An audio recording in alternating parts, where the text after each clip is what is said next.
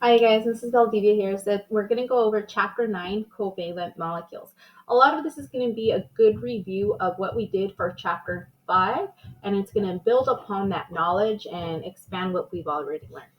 So let's go over and review what a covalent compound is. A covalent compound is different from an ionic one.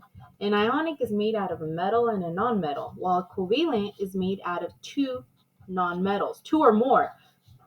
Two or more nonmetals.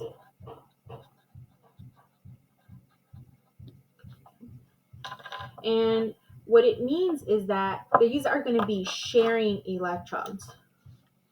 They're sharing electrons. They don't always share equally, but they're going to be sharing electrons nonetheless.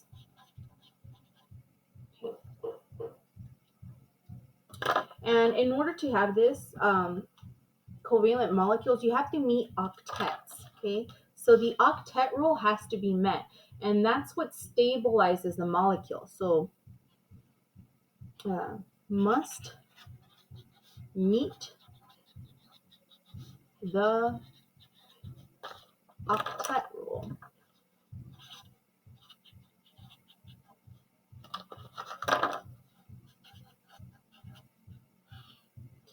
And there is a few exceptions to the octet rule.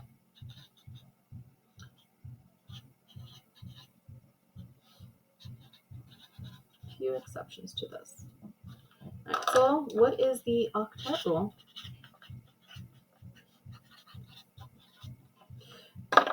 Atoms become more stable by having a full valence shell. Okay, so a full outer valence shell. And we're going to write that down. Atoms become more stable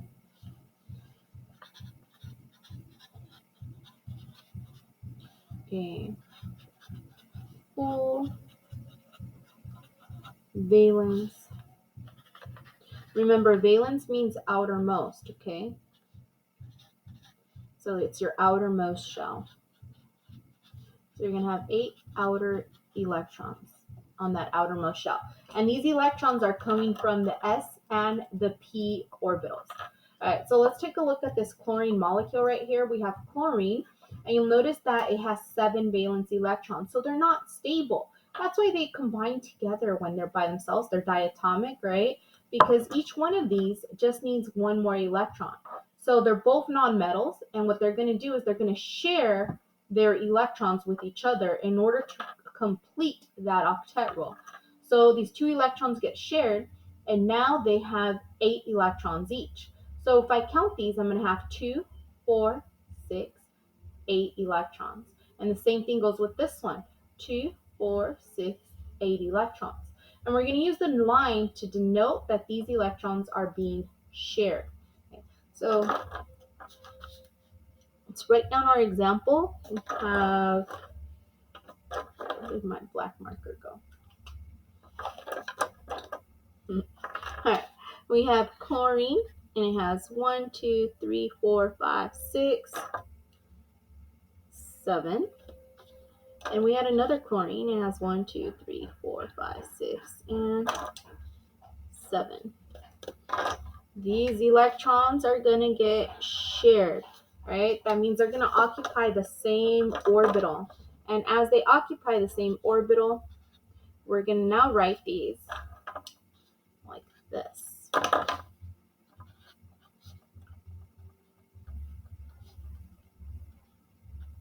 Okay, and both of these electrons have satisfied their octet rule. Oh, I must have hit something. This went all the way down here somewhere. Not even sure. All right, we want the better view. There we go. That's the view we're looking for. I must have hit my notes. All right. These structures that we created back in chapter 5. Remember, these are called our Lewis structures. And the Lewis structures basically rearrange the valence electrons around the atom. And we represent those electrons using tiny little dots. Okay. So in the center of this one, right, when we see that single line, that is called a single bond. Okay, that means it's only two electrons or one pair of electrons, two electrons that are being shared. So it's one pair, which equals two electrons. That's what's in a single bond. And I bring that up because we're going to be showing bonding of doubles and triple bonds. So let's go ahead and look at the next one. We have oxygen. Okay, so oxygen has 6 valence electrons. So when we draw this, we're going to go 1, 2, 3, 4, 5, 6. And we have another one with 6 as well. 1, 2, 3, 4, 5, 6. Well, these have to get shared somehow. We know that these two are going to share together, and these two will share together. All right, you could do a whole crisscross thing, but it just looks messy. So now that we've done that, we could rewrite this and show it like this. 1, 2, 3. And we have two bonds. So it should have been actually a little bit smaller. All right. So the bond is actually a little bit smaller than that one. Not heavily. I'm just going to make this one a little bit longer. So that way we could see the differences between a short bond and a longer bond. Okay, the more bonds there is, the tighter it's being held together. And this right here is a double bond. That's called a double bond. And a double bond is two pairs of electrons, which equals 4 electrons total. So that's going to be our double bond. We could see double bonds in other molecules, and we could see triple bonds. So before we go into another one, let's look at a triple bond.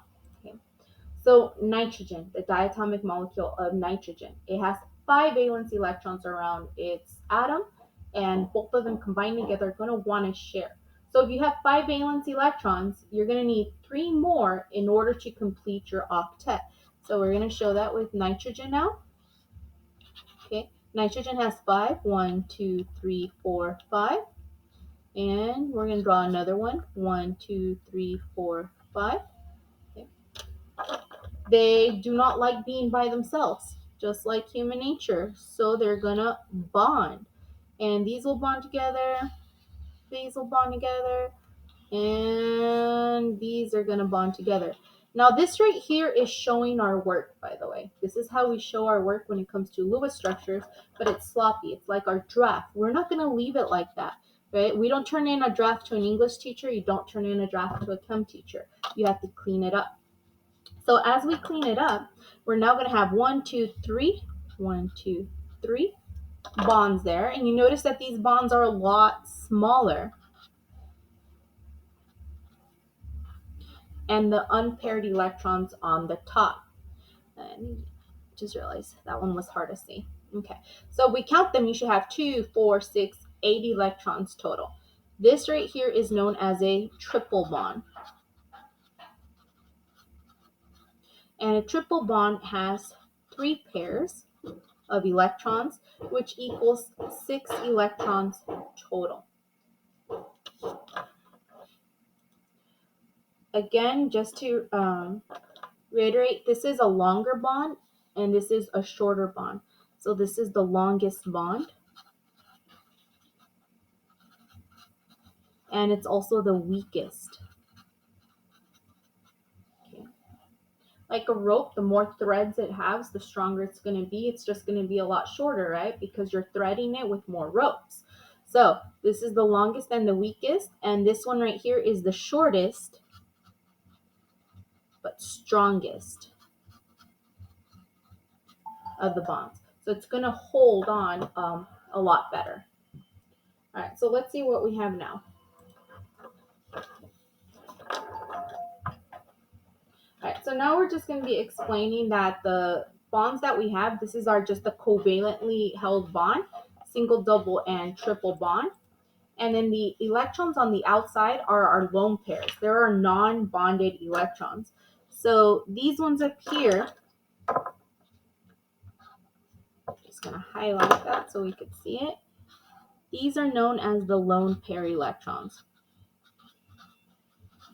or unbonded. We'll just keep it as lone pair electrons. Okay. So it's a lone pair of electrons. All right. Now we know that most molecules follow the octet rule, and there's some that don't, but we're going to go ahead and look at this example of carbon and oxygen and look at how it forms those double bonds. So in this one, we're showing bonding. So show bonding of carbon and oxygen.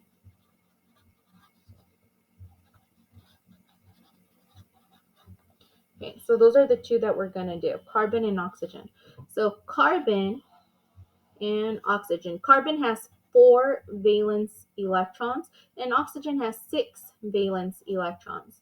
Right, now when they combine together, we know that carbon can make 4 bonds and oxygen can make 2 bonds each. All right, so here is carbon. I'm going to put carbon in the center. Okay, now on this image, we already see CO2. It could have easily been CO, but because it's showing CO2, I'm going to write CO2 right here. So we're going to have carbon. It's going to have its 4 valence, 1, 2, 3, 4. And we're going to try to connect it to 2 oxygens, 1, 2, 3, 4, 5, 6. And let's place another one right over here, 1, 2, 3, 4, 5, 6. Okay. These are going to bond together. Same thing here. These will bond together, and these are going to bond, and these are going to bond. Okay. So all of these electrons bonded together. Looks really sloppy. So let's go ahead and clean that up. When we clean it up, we're going to get carbon in the center, and next to it is our 2 oxygens. And you'll notice they have 2 lone pairs on the top of each. You don't want to forget those. And they share 2 double bonds between them. And they're going to be following the octet rule with this. So if we count them out, we could see we have 2, 4, 6, 8 for this oxygen. And we had 2, 4, 6, 8 for the other oxygen. And carbon has 2, 4, 6, 8. Each one of the atoms has 8 electrons in it. Okay. Now, these are all double bonds that we see here. Oxygen has 1 double bond, while carbon has 2 double bonds. So let's actually write that down. So oxygen has a single double bond, or just say 1 double bond. 1 double bond. And carbon has 2 double bonds.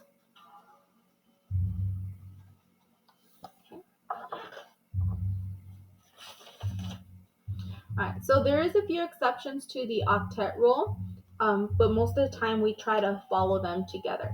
Before we go into the exceptions, let's just take another look at this one for water and see if water follows the octet rule. Okay. All right. Oxygen has 2, 4, 6, 8, which is what we want. It follows the octet rule. But what about hydrogen? It only has 2. It doesn't have that octet, right? And that's because there's exceptions. All right. Now, hydrogen is one of those, hydrogen and helium actually, and a couple others, that they fill with 2 on their outermost shell. Okay. And that's due to their s and p orbital. Hydrogen does not have a p orbital, and neither does helium. Okay. So they fill with the maximum of 2, and that comes from the s orbital, that spear-like shaped orbital. Okay, so they only need 2 to complete their octet. All right. So there is, like I said, exceptions to the rules. Boron is an exception to the rules. It forms incomplete octets. Okay, and a couple other ones form expanded octets. So if you look at boron, it has 2, 4, 6 valence electrons, and it's happy the way it is. That's because it's forming an incomplete octet. So we have incomplete octet. And that one's going to come from boron. And there is a couple of other, but boron forms that incomplete octet. And the example that we had here is boron connected to, what is this, 3 fluorine. So let's just use chlorine because I already started with chlorine.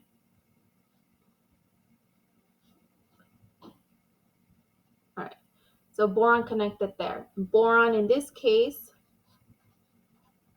only has 6 valence electrons. All right, so it didn't fill.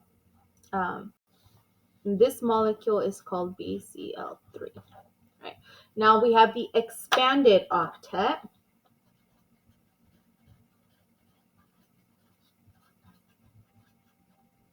And those are larger elements tend to make expanded octets like phosphorus and whatnot. So expanded octet is more than 8 valence electrons. So note that larger.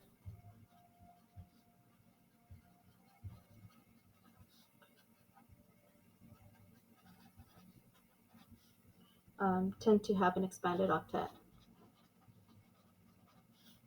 And that is due to electrons jumping from the p orbital down, up to the d orbital, creating more opportunities to create more bonds. Right. Now the elements that usually do this is phosphorus, sulfur, selenium. Okay, usually in rows 3 and 6.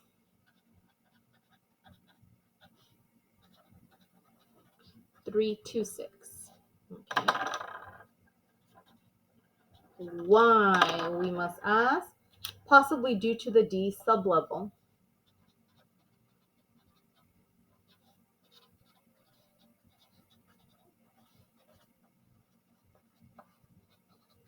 Okay.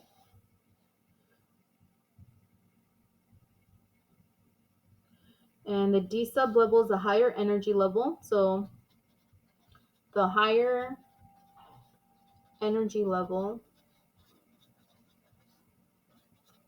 can temporarily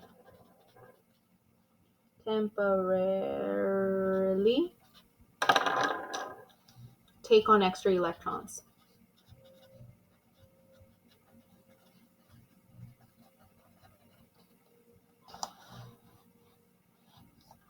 Right? So let's give a quick example here. Actually, the examples that I want to give are right here. So here we have phosphorus with a complete octet. It has 2, 4, 6, 8. Yet here we have phosphorus with an expanded octet of 2, 4, 6, 8, 10.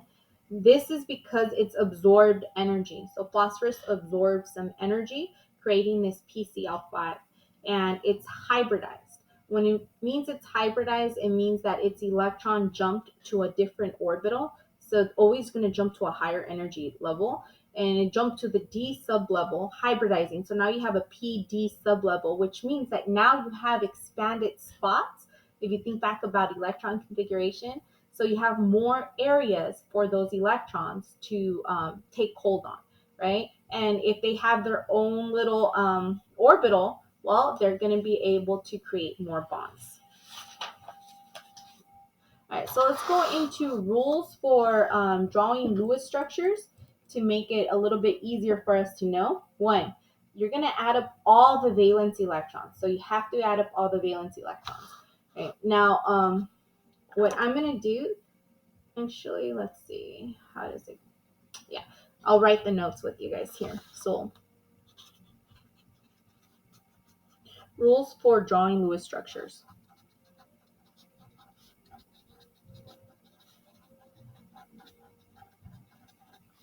Right. So rule number 1, add up all the valence electrons.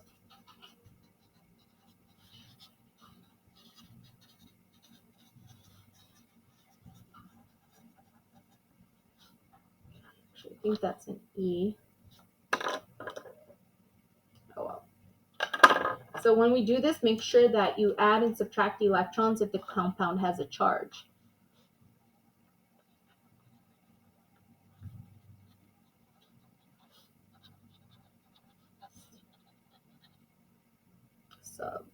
Subtract. Oh my goodness, my spelling is not on point. And subtract electrons if the compound has a charge.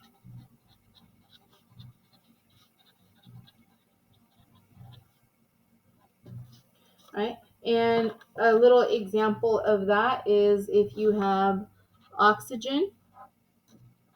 Oh, that markers that. So if I have oxygen, okay, oxygen has 6 valence electrons. But if I have oxygen with a -2, now I have 8 valence electrons. Okay, so make sure you add or subtract based on the charge. Then the next step is you're going to create a framework. So step number 2 is create skeleton frame.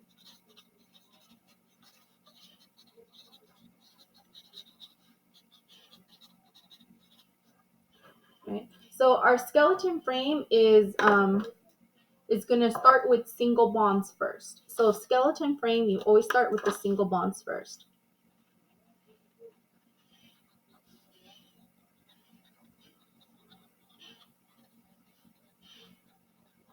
Okay.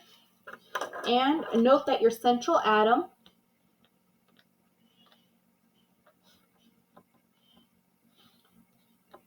is the atom that makes the most number of bonds.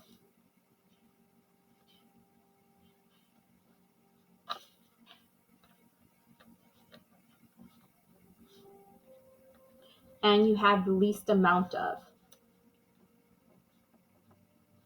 Usually it's the atom farthest to the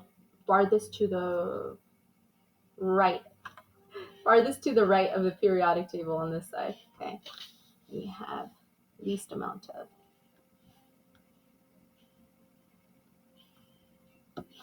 Okay.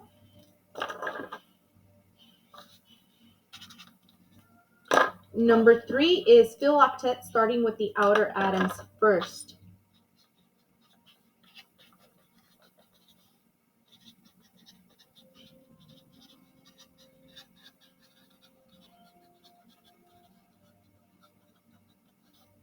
Right. So for this one, you're going to add lone pairs to the outer atoms.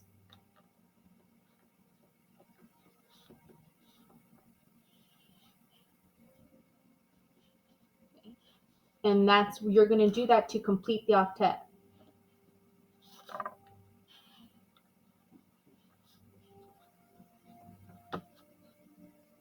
All right. 4, fill octet for central atom.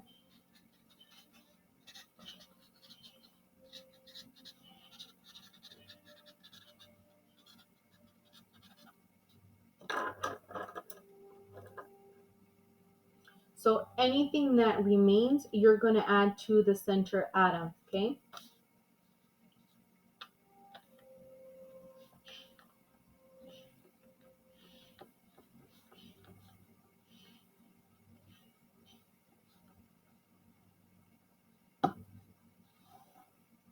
And you might have an expanded octet. You might have an incomplete octet. You don't know, okay? But if you don't have enough electrons to complete that octet, though, you're going to have to start using double bonds and triple bonds. If not enough electrons to complete octet,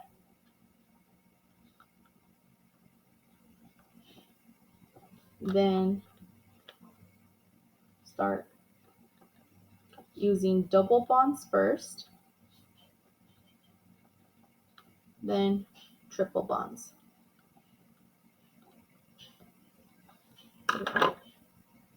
So let's go ahead and now that we have these rules, let's go ahead and try to make an example. So we're going to draw the Lewis structure of NCl3, right? So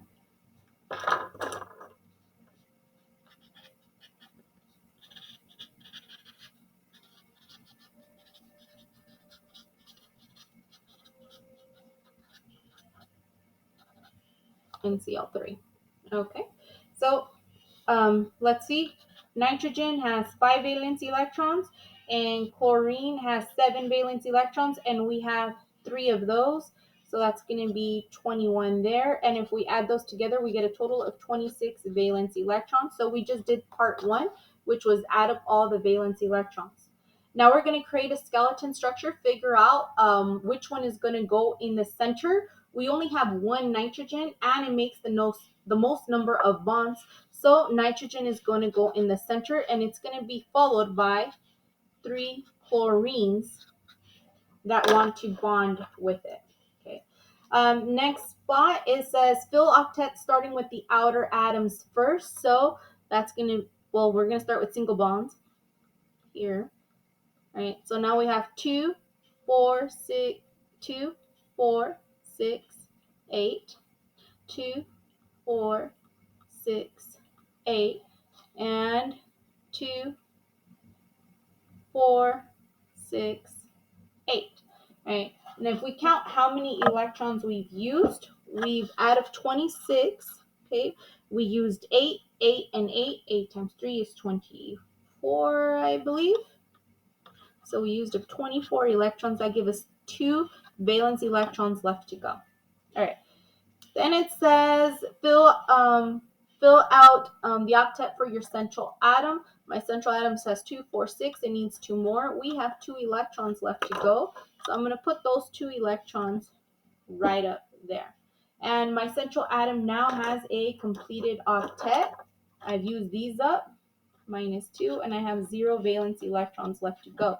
I can now clean this up and make sure that it looks nice and pretty, because remember, this is our draft, and our actual one is going to look like this.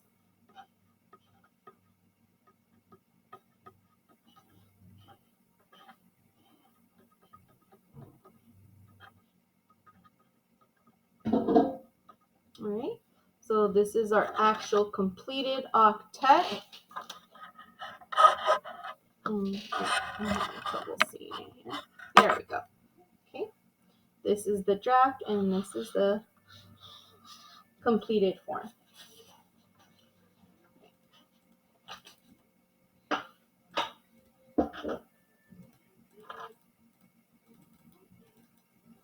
Oh, I think the computer must have froze. Maybe. Let's see what happened here.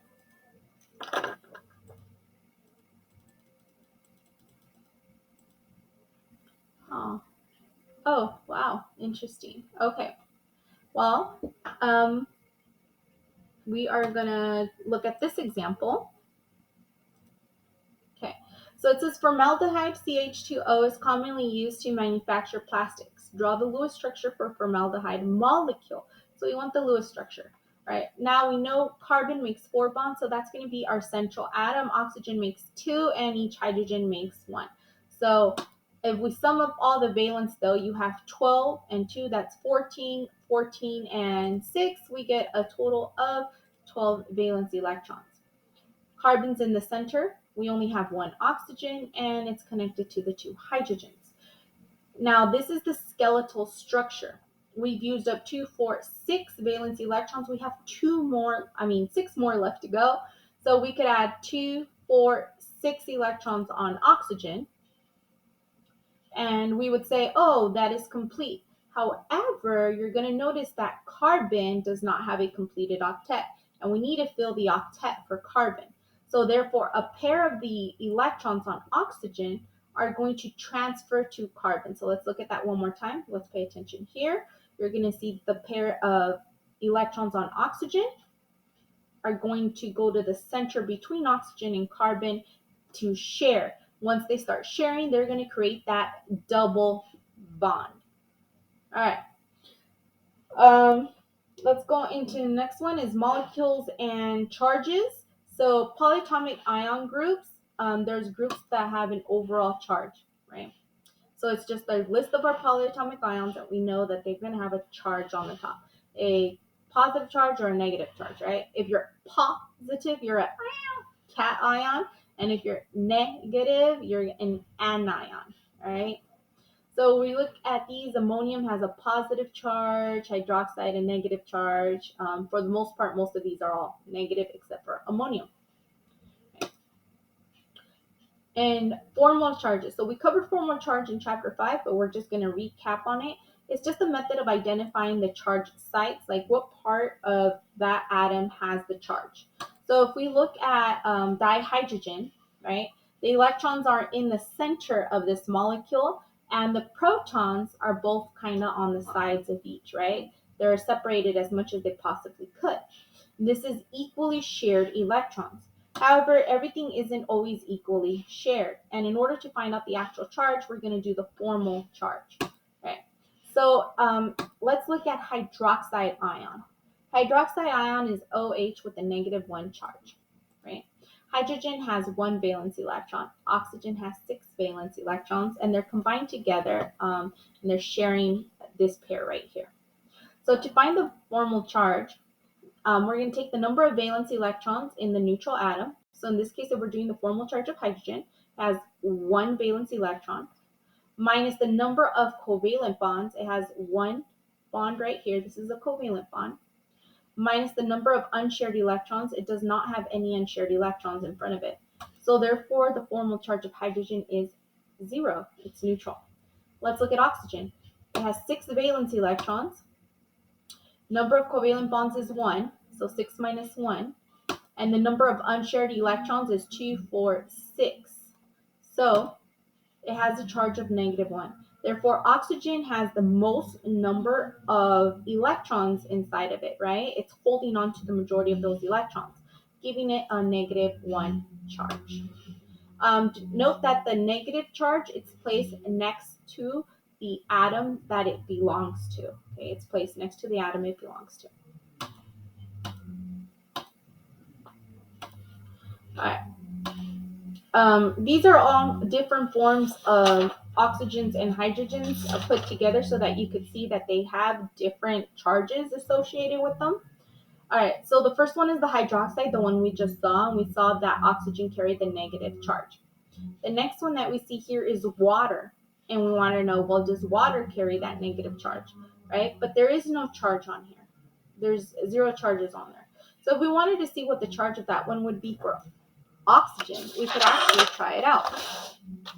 So here is our H2O, right? Bonded like this. We want to know what the formal charge of oxygen is. So it's going to be 6 valence electrons minus the number of covalent bonds, which is 2, minus the number of unshared electrons, which is 4. This is going to be 6 minus 6, which is going to equal to 0. So therefore, there's no charge on the oxygen in the water molecule. Okay. All right, let's look at this one. Automotive airbags contain sodium aside. The Lewis structure for aside ion without charges is shown. Calculate the formal charge on each atom in this structure. What is the overall charge of the aside ion? Okay, so we want to be able to calculate that overall charge. So we have Na N3, which is our sodium aside. All right, we're going to draw the Lewis structure.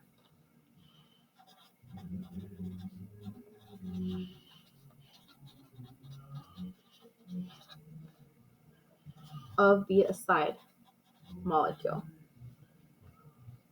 Right. And we're going to draw it without the charges. Okay. And we're going to see what it's going to be. So sodium is the one we have the least amount of. So sodium is going to go in the center. Oh, where did I get sodium? Sorry. We're just going to do aside, not sodium aside. It just wants the aside ion. Okay. So we're just going to draw the aside ion. The question says, what is the overall charge of aside ion? All right. So basically it's just nitrogens combined together, right? So they're going to make a little line. This is your skeletal structure. We want to know how many valence electrons each one of these is going to have. So that's going to be 5 times 3, which is going to be 15, right? So we want to make sure that now all of these have an octet. So 2, 4, 6, 8, 2, 4, 6, 8. So now we have 2, 4, 6, 8, 10, 12, 14, 16. That's actually way too many electrons there. So that's not going to work. These are going to move here though. And this is just going to be 1 electron right there. That 1 electron is going to move there. Okay. And let's see, did we 2, 4, 6, 8, 10, 12, 13, 14, 15. Okay. So that 1 electron is going to move there. Okay. And if we look at this, one of these electrons right here is also going to move there. Now we're going to redraw this, and we're going to have N with a double bond. So this is N1, N2, and a double bond there to N3. We're going to get this right here. And we're going to get this right here, right there. All right. Now, to draw it without the charge would mean to take away the electron that was right here, this extra electron, right? We would actually have to take that away. However, if you were to put that electron there, you're going to end up with one of these having an actual charge. So let's figure out which one has that actual charge associated with it. All right, so N1, nitrogen 1, has 5 valence electrons minus the number of covalent bonds, right? And in this case, we have a double bond, right? And so we're going to count that. It's 2 bonds minus the number of electrons that are unbonded, 2, 4, 5. So this is going to give us a negative 2 charge. Let's go ahead and do nitrogen number 2. Nitrogen number 2 has 5 valence minus the 4 bonds minus 0 unshared. So this is going to have a positive 1 charge. And let's look at nitrogen number 3. Okay. Nitrogen number 3 has 5 valence minus 2 covalent bonds minus 2 4 electrons. So N3 is going to have, what is that? Minus 1 charge. If we combine all of these charges together, the whole molecule of N3 is going to have a negative 2 charge associated with it. And where the number negative 2 is going to go on the first nitrogen. Okay. So this one has a plus 1 and a minus 1, but those two kind of negate each other.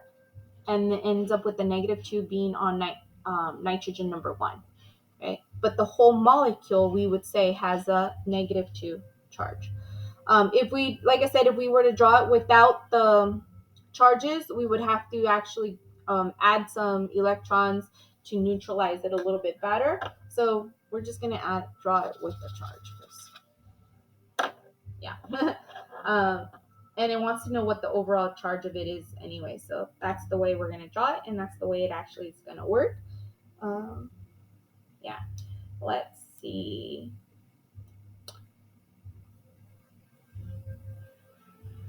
There is,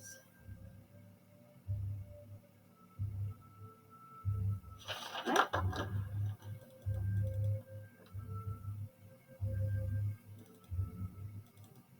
Let's see. I feel like I did something wrong here, so let's just kind of go ahead and look at it. All right.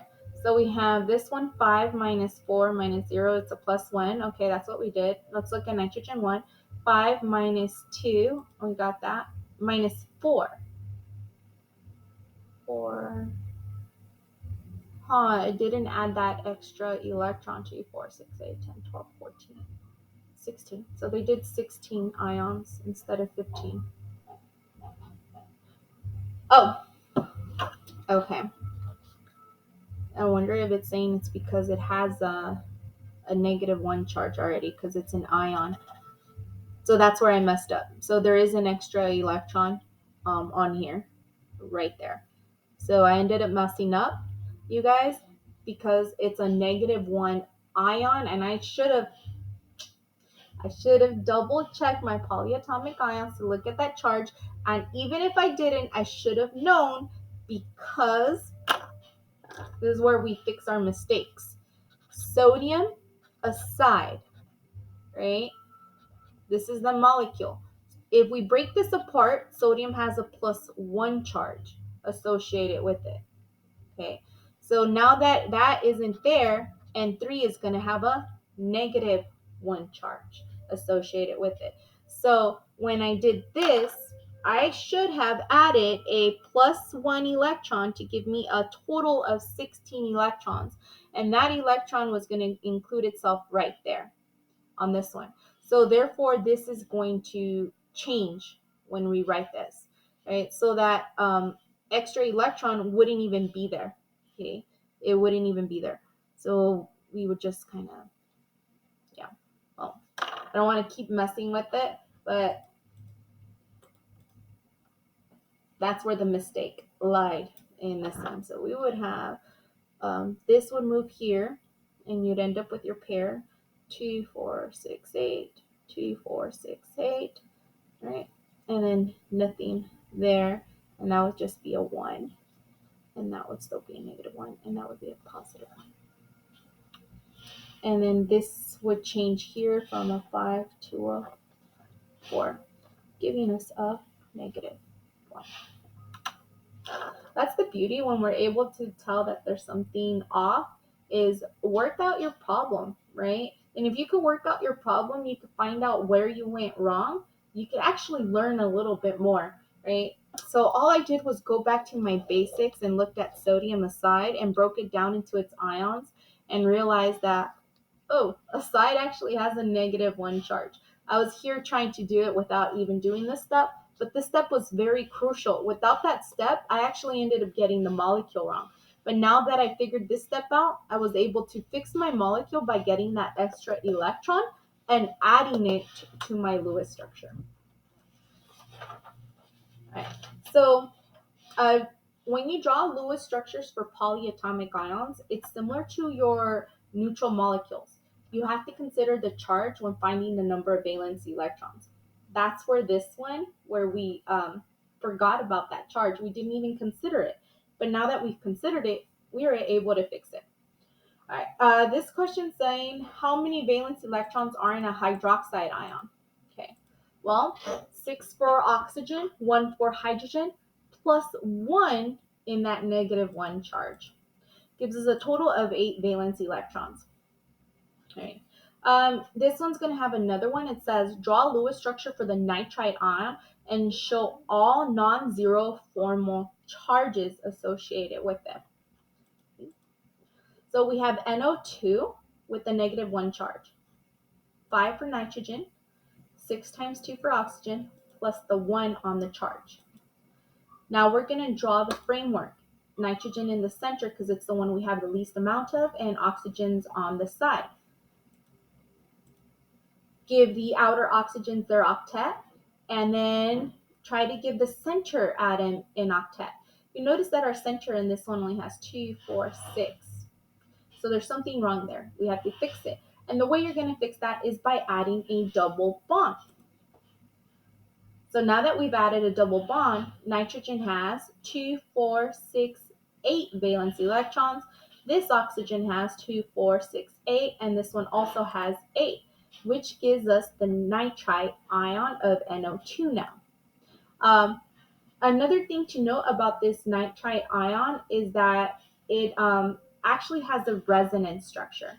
Okay, so a resonance structure is when you have the ability to switch the negative charge from one atom to an equal atom, which is, or element. In this case, oxygen, they're both the same elements, right? So you could actually switch this to this side and the double bond right over here. They alternate. So they're called resonance structures. Okay. So resonance structures. And the preferable way actually to write this resonance structure is going to be like this. So this is called a resonance structure.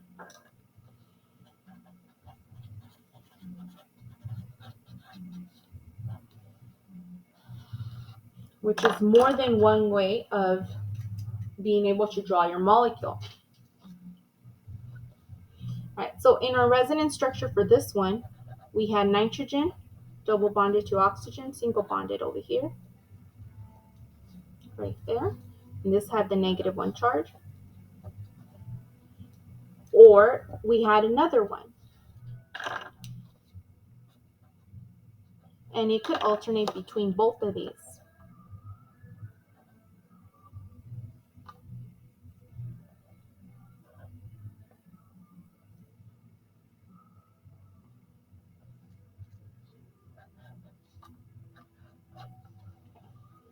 And this is just our resonance structure. And this is actually the preferred method of how to draw those resonance structures. Now, other ways that you're going to see this resonance structure drawn.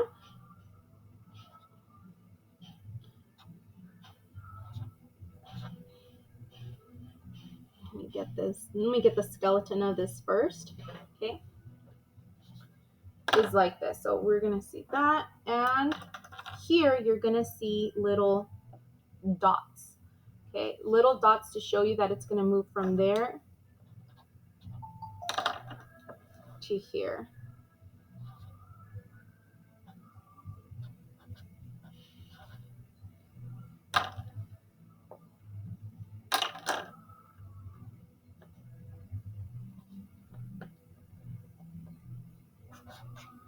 And that has the negative charge with it right there. Okay. So that's going to be the preference. You're going to see it either like this with the solid lines or with the little dots to show those resonance structures.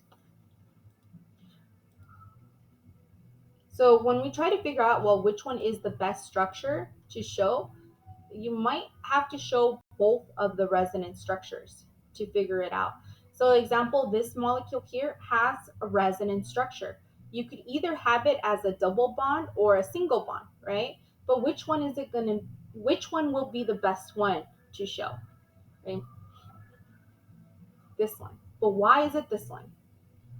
I want you guys to consider oxygen and chlorine and how many bonds each one of those can make. Chlorine can only make one bond, while oxygen can make 2 bonds. So therefore, this structure is the correct structure because oxygen can make a double bond.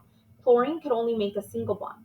This structure will be incorrect because chlorine here is shown making a double bond. So even though we have these resonance that we can see, that doesn't mean that each resonance is going to be correct.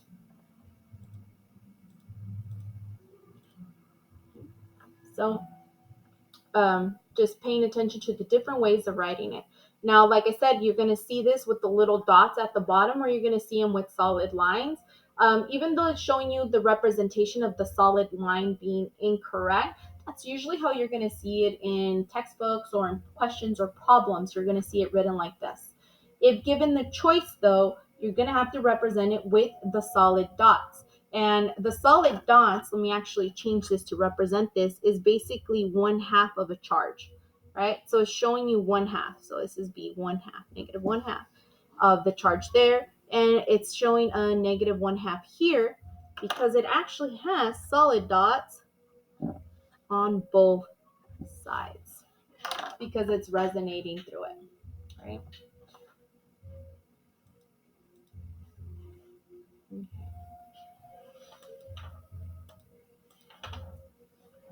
All right. Ions with resonance structure spread charges over multiple atoms, not just 2 atoms or 3, but most of these polyatomic ions are all resonance structure molecules. Okay? So that means your charge is going to spread throughout and create tons of resonance. So PO4 has 1, 2, 3, 4 resonance structures that are possible with it. If we had a PO5, then we'd have 5 resonance structures that are possible with it. In this case, it says only second bonds and lone pairs change in your resonance structures. The second bonds and the lone pairs. Those are the only ones that are alternate between them. We're going to look at NO3. Okay, and we're going to see as these resonance structures where the bonds are alternating between the oxygens. First is this double bond, then we have this one as a double bond, and then we have this one as the double bond. And you'll notice that the charges alternates along with them.